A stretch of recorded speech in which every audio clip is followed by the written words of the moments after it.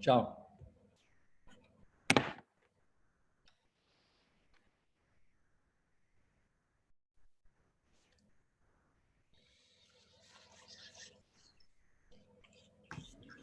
I'm having a bite.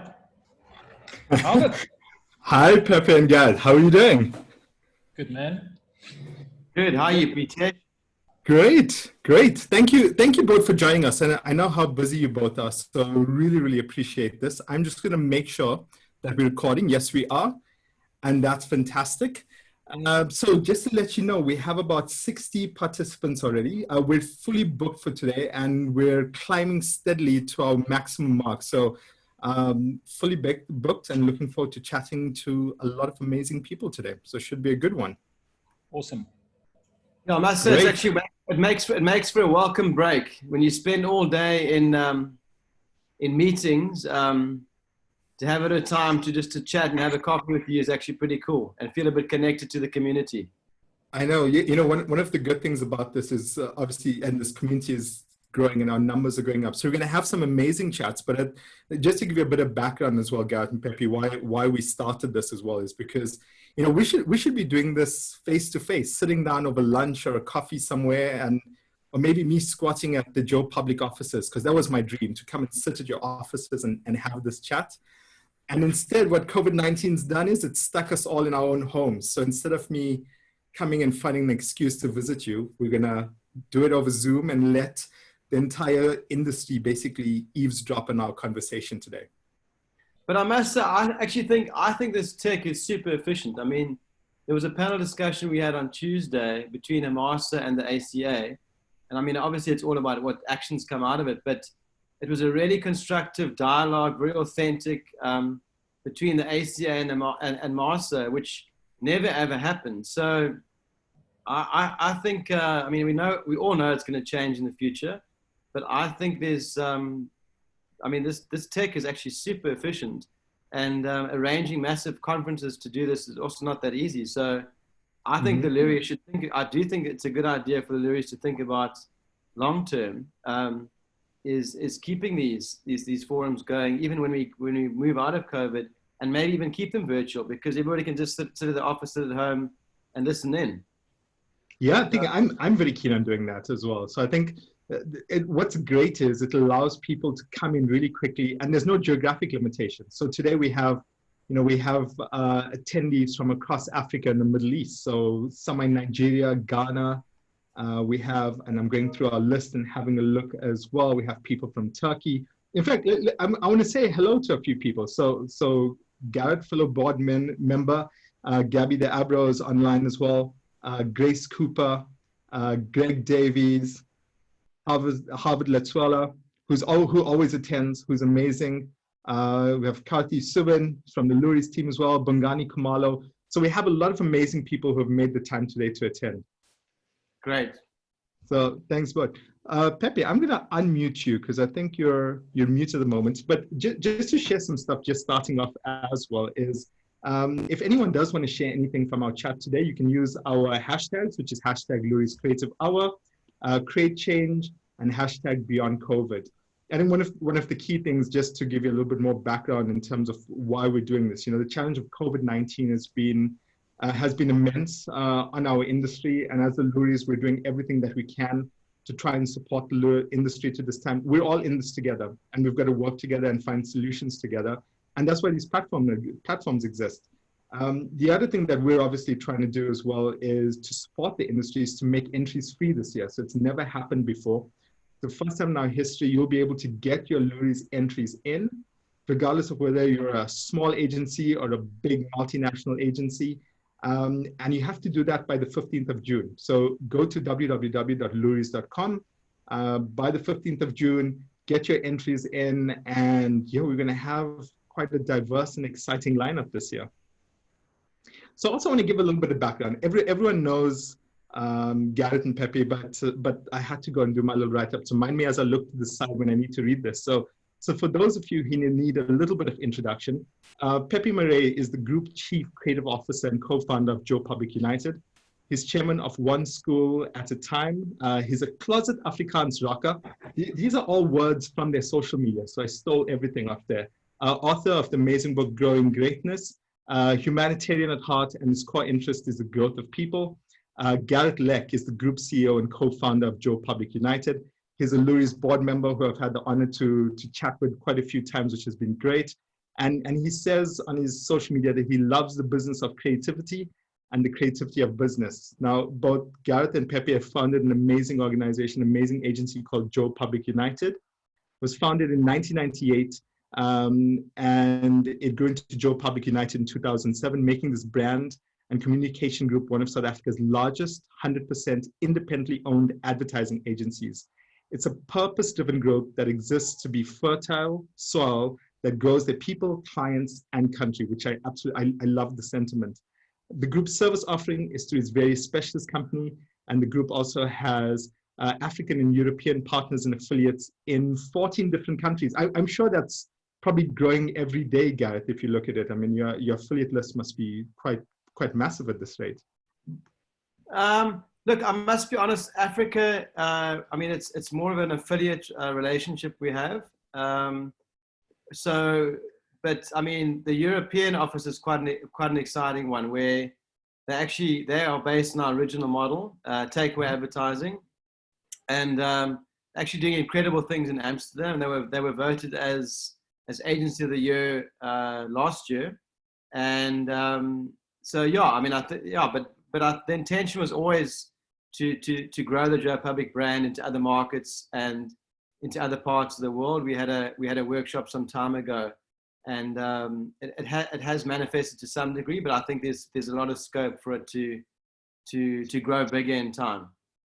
Yeah, I think the amazing thing about Joe Public is your trajectory has been amazing, and you've also had the setbacks of bankruptcy in the past, which I think is an amazing story on its own, which I'll come to as well. But also today our chat, and when we asked how we should frame this discussion, and we said we'd frame it as Growing Greatness, which is the title of Pepe's book, and it's also something that I think is a core DNA of Joe Public. Pepe, can you tell us a little bit about that?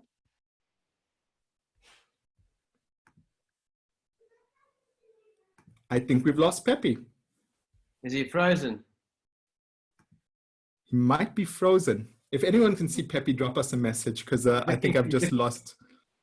He's looking like he's frozen. So I would answer, but I didn't write the book.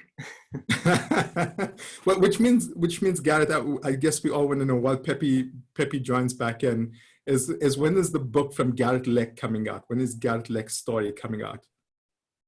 Sure. Yeah, it's a good question. I mean, I must say, you know, the fact that Pepe actually found time to write a book, given the intensity of his, you know, his schedule, is actually, I mean, for me, super inspiring personally, because I know how hard we all work. So, but I do think, you know, his book was based, I mean, Pepe is very, you know, he really believes in the power of purpose.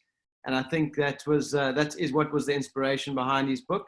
And then also about how do you inspire entrepreneurs. So it was a lot about his own personal experience, where he came from, and he was just, I think he was wanting to share with, you know, the broader South African market, that it's possible to, I mean, he really came from quite a tough background. I mean, in relative terms, you know, it's always relative, but very tough background. And I think he wanted to basically just share with people that it is possible to, you know, to find a way to move out of those circumstances and to achieve something, if you put purpose at the heart of everything you do. Is really a big belief from him, and it's equally a belief from the rest of the executives at Joe Public, and because we've seen incredible changes to our organization when we really started to put that at the heart of the business. And then our vision is to inspire greatness. So we said, how do we move? You know, we don't believe we're there yet at all. We believe it's a journey. So you asked me when I want to write a book. For me, I'm not sure if I will, but for me, it feels a bit premature. I think there's so much more to do before I personally would write a book. We're 22 years old, and I think it almost feels like we are we feel a bit like a startup in a strange way. People maybe say that's strange, but we believe there's a long way to go for us. Yeah, I don't know if that answers some of your questions. It does. While we're trying to get Pepe back on, maybe as well some of the questions. If I can, sorry, just a message to one of the team members, Susie Bowling, who's on. Susie, if I can please ask you to maybe call Pepe and see if we can help him in any way to get back on. He's just WhatsApp me now, so he's going to see if he can get back on. But let's see. You should be able to use the link again. Hopefully that link allows him to pop back in. Okay, cool. You know, one of the interesting things, and it would be maybe good to have Pepe give some feedback on this when he gets back on, and maybe you can start on this. So how long have you been business partners now? How many years has it been? So we've been business partners 22 years. We started in 1998, so early 1998. But I mean, there's a bit of a fascinating story behind how we met, because I don't know if you heard and it's not an advertising campaign. I've been, you know what, I was hoping you're going to tell me the story because I've read a bit of it, but I think it'll sound so much better if you tell me it. Yeah. Yeah, no, I mean, it was weird. I'm actually a surfer boy. I'm not really a boy anymore, but I still love surfing. And I was actually surfing in 1995, and there was a guy who was drowning in Sea Point, and I actually ended up saving his life. Well, I mean, and I won't go into too much detail, but he was in really, really bad trouble, and I ended up pulling him out of the trouble. He was stuck in rocks, concussed, basically pretty much drowning. I called the NSRI, they arrived, picked him up, and that was it. So he got off and he was saved. And then I met Pepe again in 1998, and we were having a beer talking about Joe Public, actually at, I think it was Bar Delhi and Kloof Street in Cape Town. And those were the days when Pepe was still drinking. He stopped drinking subsequently. Not for any other reason other than health, but we were having a beer. I still drink. And I was just chatting about we were chatting about surfing stories, because he was a paddle skier. And I said, yeah, the last time I was surfing in Sea Point, this guy was drowning. I actually said he was a boatman, called him a boatman. He's back online. And because that's actually a bit of an insult from a surfer. And then I said, yeah, this boatman was drowning. And then he looked at me and he said, well, that boatman was me. So that was 3 years after the fact. And I must say, in that moment, I think we kind of sealed the deal. You know, we were like, Jesus, this is like absolutely crazy stuff. And that was the sort of the genesis of the Joe Public story. So Pepe, I've heard the story. What I haven't heard and no one's mentioned is, what were you doing that day? Were you surfing? Were you swimming? How did you end up in the sea that day? I had a friend called Duncan Lester. I was working at Tollet Seavers and Associates that year. I mean, I actually worked my first 4 years, 6 years, I think it's at Tollet Seavers and Associates. No, 4 years, my first 4 years. And Duncan was from Namibia. He was a bit of a crazy surfer. And when we were on our way through Sea Point to go and pick up his board, I saw these mountains coming through into Table Bay. So I was already going, this is nuts. But somehow, I mean, I don't even know why I was that stupid, because there weren't a lot of people in the water and it was seriously big, especially for a paddle skier.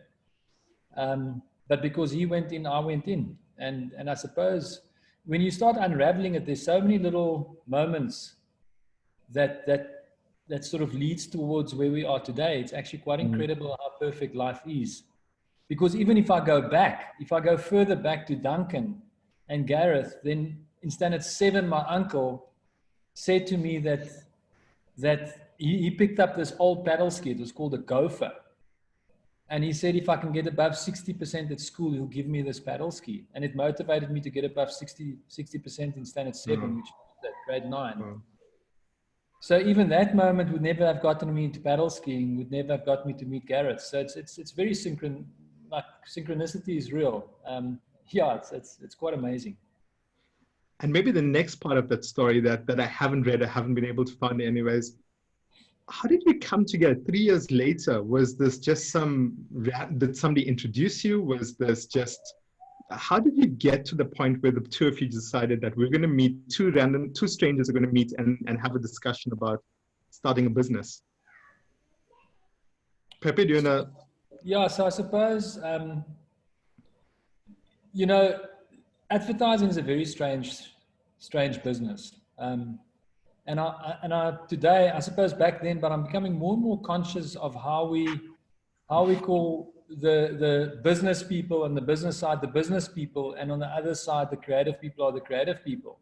So we almost create this wedge between business and creativity. We almost unconsciously, we say that business is not creativity and creativity is not business. It's a weird thing we've done to this industry. But be it as it may, back in the day, if you wanted to start an ad agency, you needed a business person. That was the formula you looked at. So I worked at Networks, it was Mike and Keith. Or if it was Hunt, it was Reg and John. So I suppose it was intuitive. And I think it's critical to have that relationship because they're such two different skill sets, but it's very different normal businesses.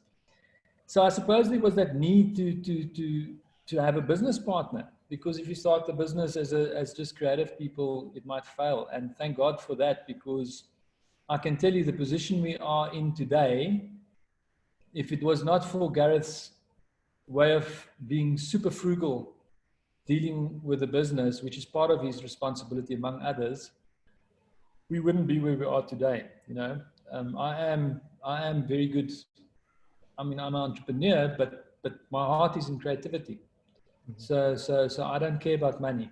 I'm a musician. I play music, and the hat fills up with money naturally. So you probably need someone with a bit more discipline to partner with. But that was definitely, it was seeking a partner to start an agency, because that's the model. And through the years, we actually realized that the better model for ad agency is actually a Trinity model. So strategy, business, and creative. And that Holy Trinity is something we saw, I think, before everyone saw the power of it, and we invested in that. And then built everything around that tripartite. One of the things, Gareth, I think one of the big challenges with any business relationship is that, you know, you have good times, you have tough times. And I think one of the things that I've seen with a lot of business relationships is how things can go sour really, really quickly on it. Yet after all these years, I think what impresses me is the mutual respects. When I speak to you, you're always singing Pepe's praises. And now when we chat to Pepe, he's always singing your praises. After all these years, and considering the stresses of running a business, how do you still maintain this mutual respect and relationship after all these years? I'm going to give you a very, very hippie answer to that. I actually drew this in my diary today for no particular reason. And my daughter came in and took a picture on it and shared it with Instagram. So I don't know if you can read it. Love holds it together. Yeah. Yeah. So I think every relationship, be it your wife, be it your kids, be it your business partners, goes through very, very difficult times. And I think, yeah, and love, I mean, it's quite a broad term. So, but it's love. It's a shared love for what you do. It's a love for the purpose of the business. It's a love for, and a love and respect for the other person that you work with. And I mean, we've got a number of partners that actually, I share the sentiment of this. And it sounds like a strange answer, but I honestly believe that's a big part of it, because you go through exceptionally tough times. And I mean, Pepe and I, you know, almost on an everyday basis are dealing with very stressful realities, and we are constantly wanting to make the business better, and they're not easy conversations. And, you know, you need a higher power to hold those things together, I believe. That's my belief. And Pepe, from your side, what is it, the dynamic? Do you agree with Gareth? Is that the dynamic that's kept you together all these years? No, I just, you saved my life in our own debt. So otherwise I would have been gone a long time ago. Love crack. No, you know, it's interesting if you've read my book, or anyone's read my book, I reread it now during the lockdown, just as a service to others, you know, because entrepreneurs are struggling, especially the smaller guys, the really small guys, the SMEs, because we firmly as a medium business in South Africa. And it's amazing to just reread it. And I actually took a little screenshot, because when I did my thank you, my I am because of you, and I started thinking, who defines my success in my life? And it was interesting how I wrote it intuitively, and I sort of narrowed it down like a funnel, because it's hundreds of people. But when I looked at who was at the tip of the funnel, Gareth was pretty much second to my wife and my child, actually above my parents. So I don't think, and I don't know why that is. I don't know if it's always like that, but I don't think it's not often that you count your business partner as a friend. And I know it is tough. It is a bit more like a marriage. I mean, I was saying yesterday in a board meeting, this is my outside room where I've spent 57 days now with my wife for the first time in a long time. This long, I slept one night in this outside room because we had a rip-roaring fight. Yeah. So I'm not saying that relationships that filled with love and respect aren't at times disrespectful when you lose yourself, but you work through that. And I find sustainable relationships are the ones that you take the time to work at. So we've worked really hard. I mean, we've had some bad patches, but this is like a marriage. And I think that's the strength of our business. And it's not just the two of us. I must be very clear. We're very clear. It takes a village to raise a child. And this child of ours is now shared amongst a group of 10 people and more, and the responsibility of it. And I'm very, it's also interesting how we called it Joe Public and not Leck Marais. And how that has actually created something different and independent from us. And we almost working for the success of this child of ours. And hence we share that responsibility with quite a few people. And time will tell where we grow it to, because without trying to be overtly or overly humble, I don't think we're close to what we set out to do at all. Not even close. Mm-hmm. So we're only starting to flex our creative muscle now. So there's still just so much to do. I just need to add that I think we also realized that Leck Marais would have sounded quite dodgy, especially the Afrikaans translation. I should tell you an interesting thing. So, 2 weeks ago when we realized that we're going to be doing this chat, I realized that I didn't have a copy of your book. So I said, okay, no problem. I'm going to go out and I'll go to my local bookstore and I'll get it. Went, no copies. And then I went to a few other bookstores as they started opening up during this time. And you know what? I can't find it anywhere. Everywhere I go, they go, sold out, sold out, sold out. So that's an amazing achievement as well. So hopefully, but what I have been enjoying is on LinkedIn, being able to go through it. And my favorite chapter so far was the one that said what I would change if I could change anything at all. I hope I'm paraphrasing, but I think that's how it goes. The best written chapter. Yeah, because I was like, okay, this is going to be interesting. And then I listened, it was just blank, which was brilliant.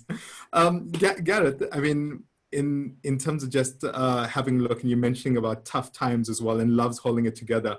There must be a lot of love around right now, especially with this COVID-19 outbreak and the challenges in this space. How's Joe Public dealing with? How are you dealing with it during this time right now? Yeah, listen, I don't know. Our team is amazing. I mean, they just have risen to the challenge like you cannot believe. So, I mean, I've spoken to other business leaders that are struggling, and I think the team is a bit demotivated. So I can't speak for the entire organization, but the people I deal with, they are just like, are in it to win it. I mean, seriously committed. I mean, having their bad days, definitely, like I do. Everyone has their days, but on the general, and obviously I work, with a certain mix of people, but everybody I'm dealing with is just 100% committed. I mean, I think they also understand the responsibility. When you run an organization, it's you're looking after people's livelihoods. Yes, you need to have fun and enjoy it, but you also need to have that responsibility. You need to bear that in mind. And I feel that there's that sense of responsibility everybody has. They have a, passion for the business, for the brand, and they honestly are bringing it on a daily basis. I mean, Pepe can probably testify closer around the work because he's like deep in the trenches on the work. But I mean, the work's been really some amazing work coming out of the agency. Clients are really feeling that we are giving it our all. It's coming back spontaneously. So I think there's been a foundation built over some time now, in terms of the culture of the agency, the values of the agency that are really holding it. I mean, that's what's holding it together right now. Not. I mean, I know I mentioned love, but it's more that I feels like that's holding the business together. And look, we're in for another, like, it's a rough ride. We don't know when we're going to recover from it, but to date, which has been what's almost, we've been out of the office for 60 days. The business is in good shape. I mean, in general, it's in really good shape. That's great to hear. Maybe one of the things I'm always curious about, is going back in terms of a personal journey, because you're sitting right now, and it's great to be able to hear that despite the tough times, the systems and processes you put in place is keeping the business together. But obviously, you couldn't have imagined this, I guess, when you're younger. So how did you start off in advertising? Pepe, I heard something about you discovering advertising when you were in Namibia. And what is the story behind it? What made you decide to actually enter this world right now? So I'm a big advocate of look, let me put it this way. I believe in balance. Mm-hmm. So let me not just say I'm completely heart-based as a human being. I'm also head-based. I've got a very strong rational reasoning mind. But I find we live in a world where we've gone like 99% rational and reasonable, even in advertising. We've forgotten the magic. The magic's gone. The magic's been taken out of this industry, and it needs to become a talking point, to be honest. And we are on a mission to put the magic back into it. But what happened with me, how I got into this industry, is truly magical, because I wanted to be rich. I come from a white standard background, pretty much little means, and I always very conscious, because I work in the township, so I know real poverty. I don't come from real poverty. I actually, by comparison, come from wealth. But against old South African standards, I had nothing. So a friend of mine's dad was a civil engineer, and they were rich. So I wanted to be rich. So I was going to become a civil engineer. That's what I was going to become, done. And for no other reason than to make money. And I met a guy who was doing a camp when I was doing my 2 years in Angola at Rundu, coming out of, on my last day in the army. I met this guy, and he was doing a camp, and he had his portfolio with him, which is absolutely bizarre that someone would have his portfolio. And I paged through this book called The Portfolio. I didn't even know what the portfolio was, but he told me he was a graphic designer. And my intuition and my heart told me I'm going after art. And hence I went and found an art school, and through that process was exposed to advertising and potential career. I was a very good storyboard artist. I can draw very well, mm-hmm. which I never knew I could, by the way, because I only started realizing this intuitive talent at the age of 20. And that's how I got into, I was employed as a rendering artist at Solid Seeders and Associates. And then within the first year, they gave me a writer. And then from there, I discovered the power of conceptual thinking and writing. I love writing. I absolutely, for a Dutchman, for Afrikaans being my first language, I absolutely love. I probably think if I had the confidence, I probably would have gone more into writing than art direction, but I'm a pretty good art director.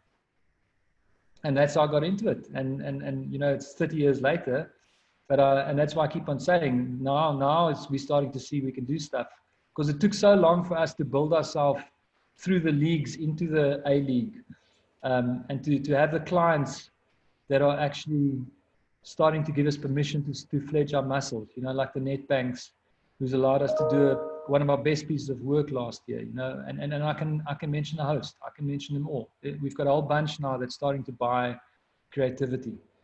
So it took a while to get here, but we're here now, and I think the next decade will show what we can do. And Gareth, in terms of your journey into advertising, I mean, sorry, also Pepe, I need to make changes in my notes, because I remember when I was doing the research, it said Namibia, so I remember. Angola, it was from Namibia. now on. It was Namibia. It was Namibia. It was Namibia. Sorry, I thought it was Rundu is okay. on the border of Namibia and Angola. It was actually on the Namibia side of the Okavango River. Oh, so, yes, brilliant. And Gareth, your journey into advertising, for those that don't know, how did you decide to get into it?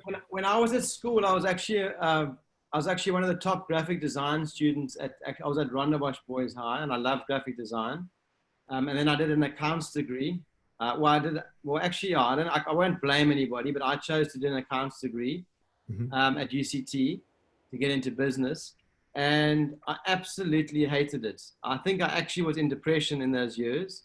and I realized this was not my path. I mean, I got my degree, I did okay. And then I did a postgraduate, and I heard about advertising through a friend. And I just said I chose to do a postgraduate degree at AAA. And that was it. That was my path in. But so I kind of I slanted, and I think it was societal pressure, you know, like, can you make money as an artist? I suppose was a question in the back of my mind. So, and I probably didn't answer it with a yes, and I decided to go and do a business degree, and then I just got naturally pulled back into the creative field at some point when I realized this is not for me. And I think that's also the thing about life. Often, there's a saying that if you find out what you hate, you can also find out what you love. So I think going down the path of doing a business degree was really good for me to understand business, but it also gave me a very good sense of what, I'm not passionate about being an accountant, and it led me into a creative field, and that's where. And then then I started at the Jupiter Drawing Room, I think in '96, 96, 97, and then it was crazy. I mean, I'd only been in advertising for 2 years. I was basically like a junior AE, and then Pepe and our third partner who started, Noel. Actually, I worked with Noel at Jupiter Drawing Room in Cape Town. Noel approached me. He said, "Listen, there's this guy in Johannesburg. We've got this idea for this new agency called Takeover Advertising, and we'd love you to join." And to be honest, I mean, I was already thinking of doing something myself. I had some ideas of opening other businesses. I was working some business plans and some thoughts, because I just realized I just felt I probably wasn't going to be able to be in the system my entire life. And then when Pepe and Noel approached me, I was like, geez, what can I lose? I was earning a tiny salary, only 2 years in the business. And then and then I think what happened was we obviously had the meeting at Bar Delhi, got excited about the idea, and we were like, we're just going to do this thing. And the next minute, Pepe basically was living in Johannesburg, and he just flew down and moved into our flat. We had my wife and I my now wife had a flat in Gardens with 2 bedrooms, and Pepe just camped out in the 1 bedroom. And that was it. That's how we started Joe Public. No money. And that's the amazing thing about business. I mean, you literally start with nothing. And because you have nothing, and you with the power of a great idea and a whole lot of hard work and the right combination of things, you can create something. So that was my journey in. Yeah. Pepe, I think one of the challenges anyone knows right now who's starting agency, and I've been chatting to quite a few people, and it's about client acquisition, getting that first client. So who was your first client? Who did you get to say, I'm willing to trust this new agency with my brand? Yeah.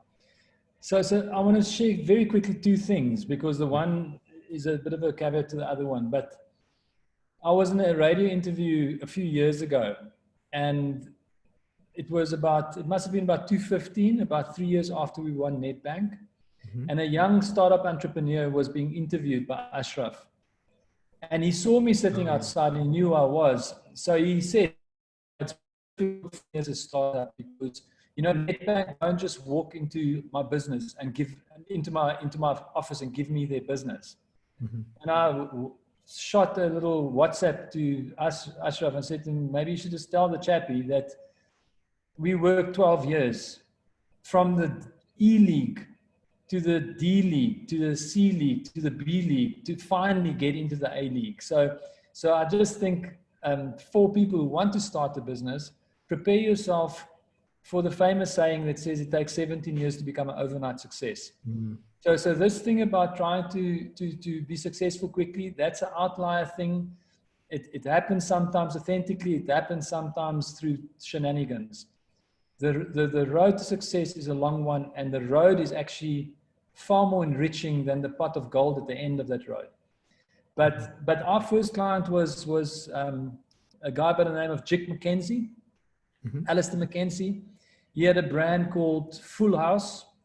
We wrote the positioning line, everything for the home. I designed the logo. So, I mean, if this comes back to Mike Shalit, my previous boss, I'm sorry, I designed it on a network computer. And they paid us 800 Rand for that logo and that positioning statement. And we danced around their boardroom in Cape Town when they paid us 800 Rand. We couldn't believe someone paid us money for our craft. And that was our first client and one of our best clients. We went to his wedding. We went to his bachelor's. I mean, we've got epic stories of all proportions, and we walked a long journey with him until eventually we parted ways when we grew into Johannesburg. But yeah, that was our first client. Oh, brilliant. And then Gareth, we've got a question from Lanre Adisa, who asks, what's the story behind the Joe Public name? Why Joe Public? And when did it change from Takeaway to Joe Public? Yeah. We had like a one-page business plan. And in the business plan, we actually said we want to do advertising for the man on the street. And we referred to the man on the street as Joe Public. And it was quite interesting because we showed the business plan to Matthew Bull. I don't know if the guys know Matthew Bull, but a bit of an advertising legend from South African days. And Matthew was a friend of ours, and Matthew actually said, Matthew was like, "Geez, that's a cool name, Joe Public. What a cool name." And from that conversation, we actually fell in love with the name, and the business model was takeaway advertising. So we literally had this idea of you can walk into the agency, have a menu on a wall, and you can buy an ad off a menu. You could buy a TV ad, a radio ad, a print ad off a menu. So that's where it started. It started as advertising for the man in the street. Called ourselves Joe Public, and it was based on the takeaway advertising model. So that's a bit of a history. Yeah, I think hopefully I've answered that question. Yeah, and I think when I speak to anyone about the culture of it, it seems that people are really proud right now to be part of it. I mean, I'm reading a comment from Shalisha Hira right now, and she says, I've been a Joe Publican for 2 years now, and I haven't been more proud to be one than I am this year. Ooh. In times of crisis, this team has been amazing human beings to the agency, clients and country, big ups to the organization. And I think that's what's amazing is like your team really respects you and responds to everything that you're sharing with them right now. How do you keep them motivated, Pepe, during this time? That's really awesome. I mean, that just makes me really happy. And of course, I know exactly who this person is. But we paid her to say that, Pepe. Yeah. Well, we'll pay her after the fact. I mean, that is beautiful. Thanks. That is really cool, Shalisha. But so it is again interesting. That's why I think there's a little bit of destiny at play here, because because the Joe Public man, to Gareth's point, that was the startup. But as we started growing this brand and as it developed its personality, it became more and more about people.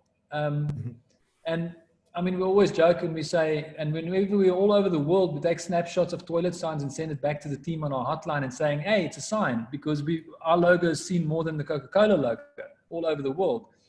But as the brand started growing up and found its own personality, it more and more really became authentically about people. And when we defined the purpose for the business in 2009, 2010, coming out of the recession and coming out of bankruptcy, or very near technical bankrupt, very close, 1 month off closing the doors, and actually won a brand called Brothers for Life, based on also part of the decision was because of one school at a time, the good we were doing in the community already at that stage. But the purpose of the business is growth. To grow our people, to be the fertile soil that grows our people, our clients, and our country. And I really believe this heart of this business is what's going to make it sustainable beyond the current leadership, myself, Gareth, and the team around us. And time will tell. It's not something you can't predict it, but there are not many businesses that has got an authentic purpose in the service of others at its core. And I think the strategic decisions we made during lockdown, like not making profit, like giving substantial amounts of money to the communities, like giving back our profits to our clients, working for free for others, not worrying about cost estimates, because we believe that right now we have to look after each other and it will come back naturally. This is nature that we're dealing with. And I think this sort of approach comes from from a higher order than the minds of Pepe and Gareth and Key. You know, it comes from being part of something that's trying to add more value to the world, including our clients, our people, the families around us, yeah, and South Africa.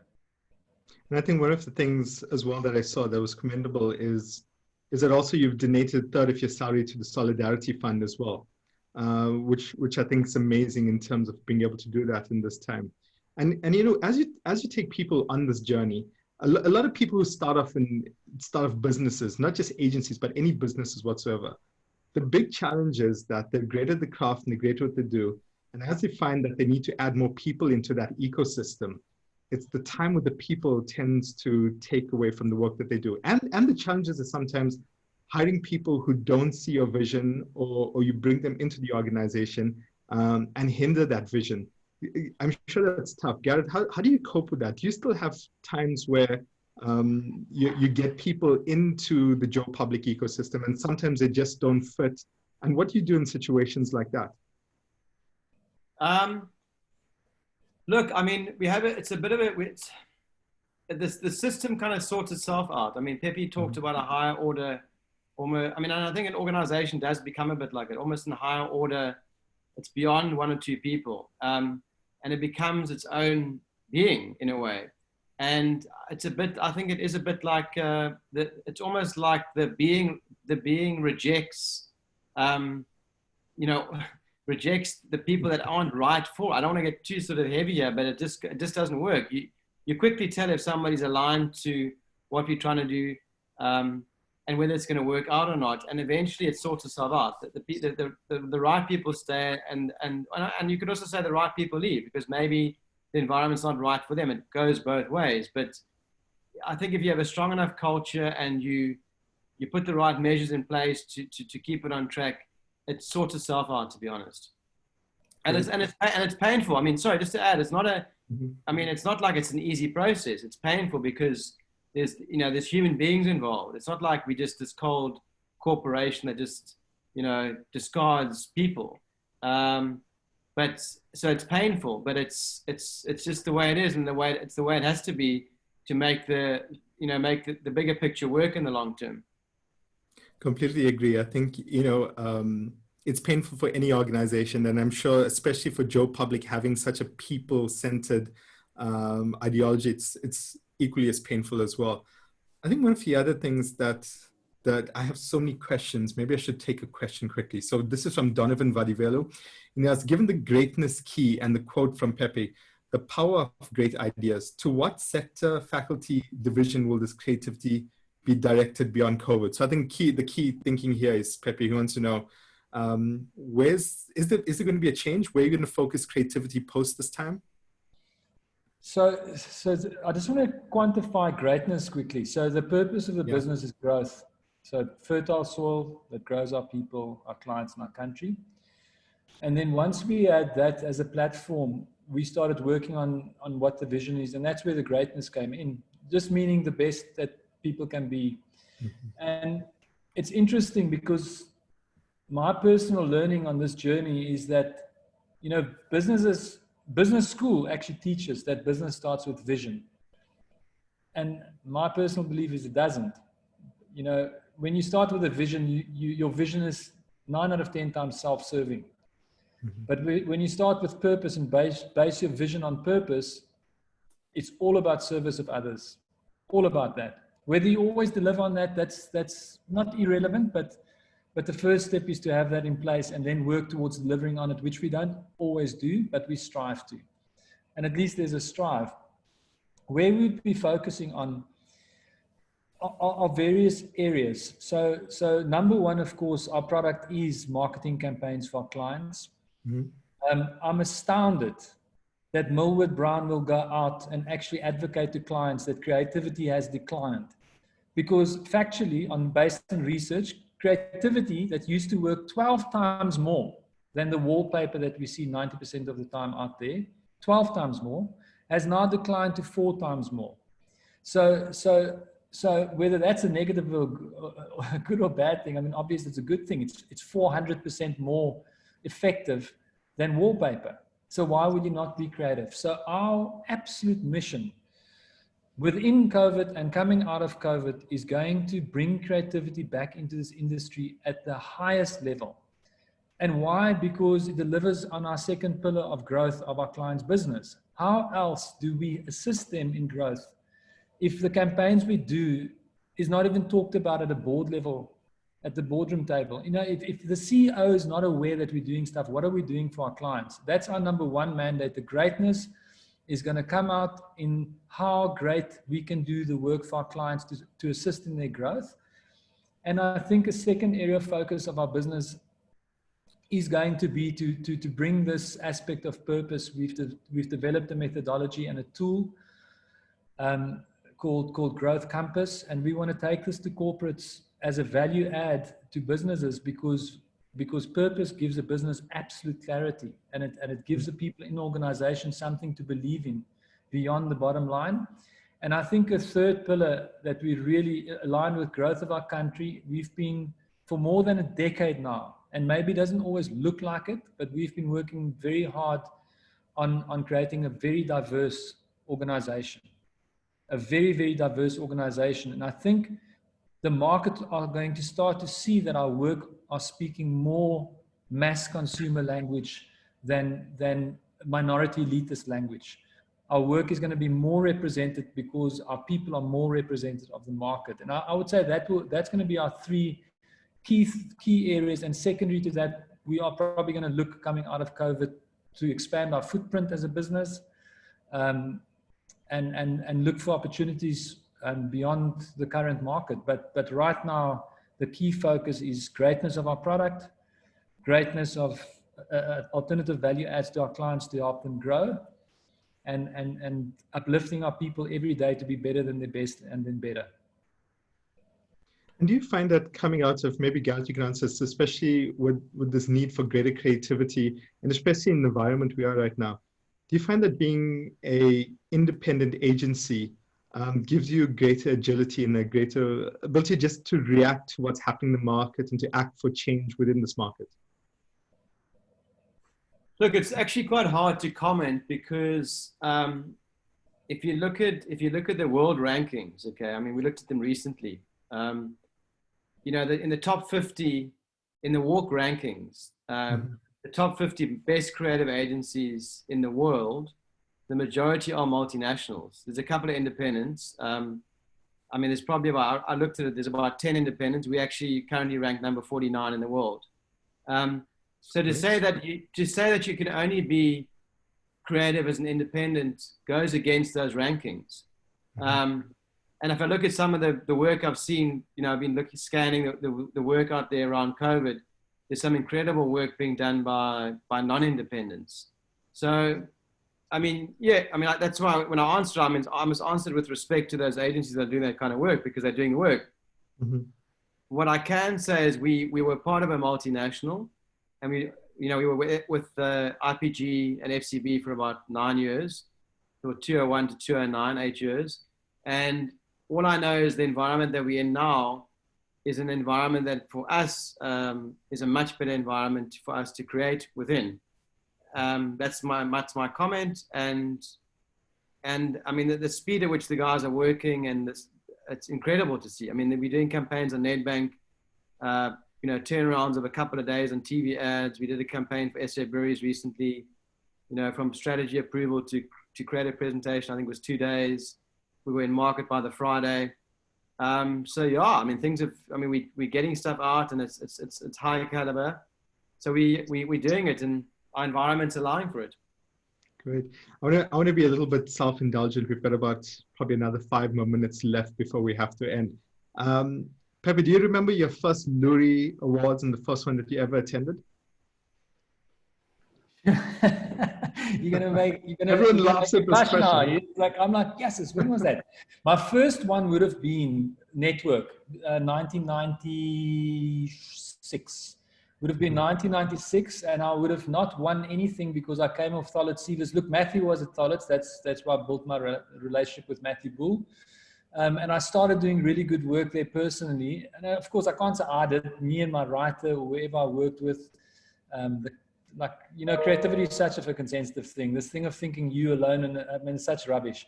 It's more like a band, you know. But the next year, 1997, I personally, myself and my writer, had a massive year. My first Loerie was a couple of golds in the Grand Prix. Is how I started that awards game. And then in the beginning, of course, because being egotistical in my younger days, and I still got an ego, but just less than what I used to have. But I've learned that awards is a byproduct like money is. So all we strive for is do work that the consumer engage with and talks about.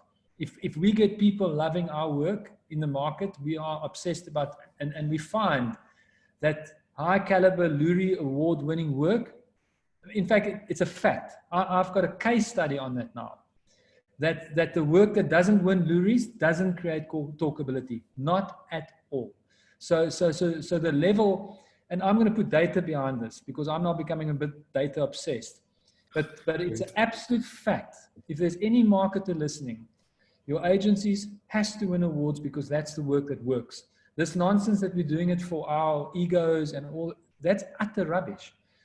But it's like saying an Oscar-winning movie didn't get bums in seats, or a Grammy Award-winning CD doesn't sell CDs. It's the same logic. It doesn't work. It's after the fact pat on the back, but that caliber of thinking is what grows brands, and hence I'm a massive fan of Loeries. Thank you, Pepe. And you know, just to highlight, I completely agree with you, because when I started off my career, I started it off in the marketing world. And I remember once chatting to one of the managers who told me in that brand world, and they said, no, the agencies, they only they just watch out the work they give you. They give you work just so that they can win awards, not because they're trying to sell product. And I think coming through the years and being educated and getting smarter, you realize that words work that actually impacts society, creates change, and is better for the bottom line the work is the work that actually goes out and wins awards. How about you, Gareth? Which was your first? Do you remember your first Loeries awards? Especially now that you're on the board. I mean, is it surreal going from being a young creative to now sitting on the board of this organization? I don't know. So I'm also listening. That's a good question. I probably can't remember my first Loeries because I was so drunk, to be honest. That means it was a good one. No, Gareth, please, guys, I have to interrupt. I cannot keep my mouth shut. Joe Public's first gold Loerie was created by Gareth Leck and approved by Pepe Marais. Our till slip that won us our first gold Loerie, I'll never in my life will I forget it, because we got a standing ovation from the industry in Sun City. But just to put it out there, it was created by who was then called Maitre D, but today is our CEO, but it was Gareth's idea. And I'm just glad I was in the room, you know, so I could go, hey, that's a good idea. And I executed it. But Gareth's first gold Loerie that he personally won was actually was Joe Public's first gold Loerie. Now thanks, Peps. But he often says your last idea died of loneliness like 20 years ago. I was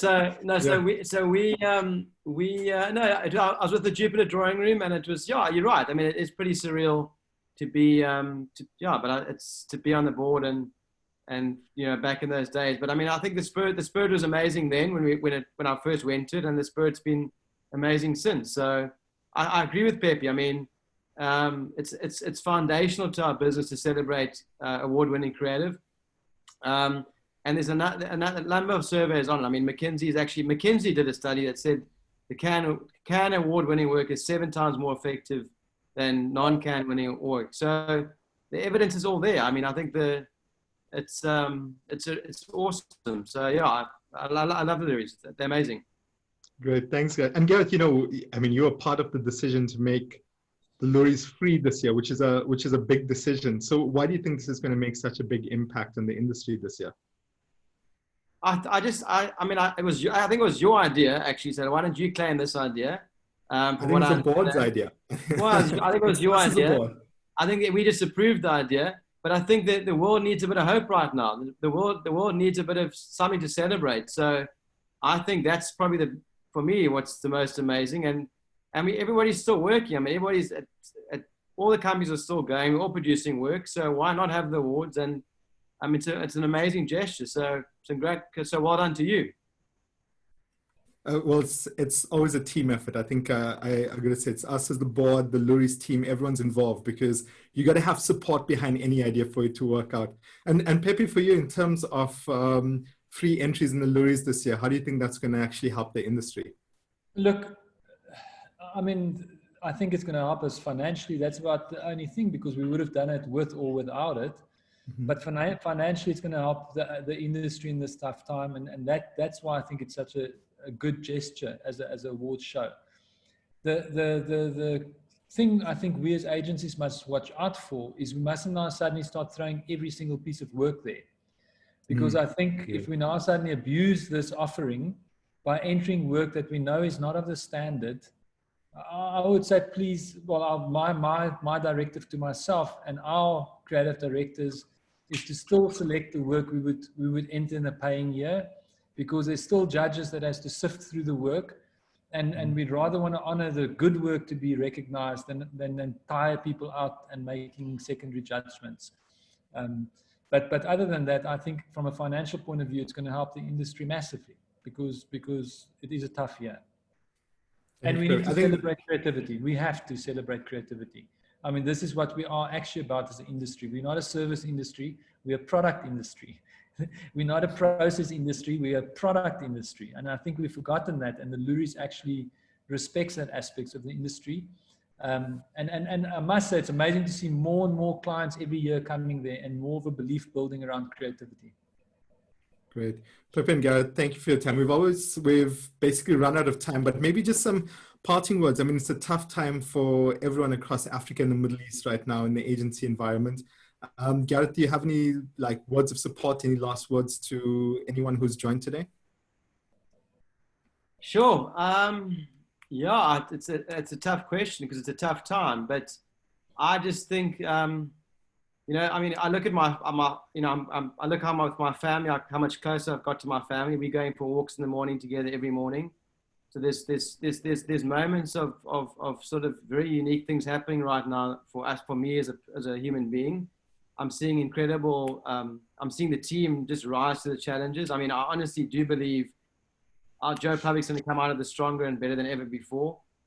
So I mean, Pepe's actually written, I think, a chapter about this point, where often it's the worst thing that, you know, the worst thing that can happen is the best thing that can happen. So I know Steve Jobs said a similar thing in his book. So I mean, it's very easy to say that when the fact is past and you've moved through it, but I just think you've got to sort of look for the positive things that are happening right now. I mean, this forum's an example of it. And that's what you've got to do. And you just got to, you know, I mean, there's also another quote, you know, when you're going through hell, just keep going. And that's, we're going to have to keep our head down and keep going. And I think that also pulls us back to purpose, you know, what is the reason for what you're doing? If you're doing it just to make money right now, then it's a pretty depressing time, because no one's really making money. But if you're doing it for other reasons, for higher purpose reasons, like you're wanting to grow your people, if you're wanting to do creative for your clients and help grow them and support them, put your energy into those things, and that's what's going to get you through. Fantastic. Thanks, Gareth. And Pepe, from you, any words of support to everyone who's out there?